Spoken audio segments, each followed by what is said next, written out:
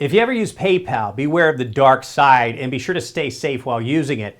I'm the CyberGuy, and I've got all my tech tips over at cyberguy.com. They're easy, and I will make you smarter there. Just sign up for my free newsletter to get the CyberGuy report right to your email box.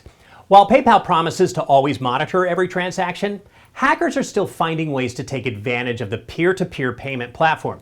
The most common scams include fake fraud alert emails and phishing scams that attempt to convince you that there's been a security flaw with your account or that you owe money.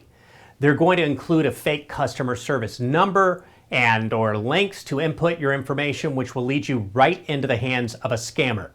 Con artists will also sometimes overpay for items. However, they've used stolen funds, so if you return that money, you're just paying with your own cash.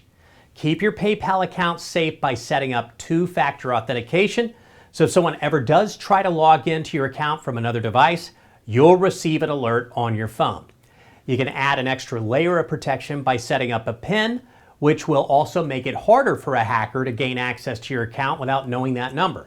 Finally, be sure to only use PayPal for trusted transactions.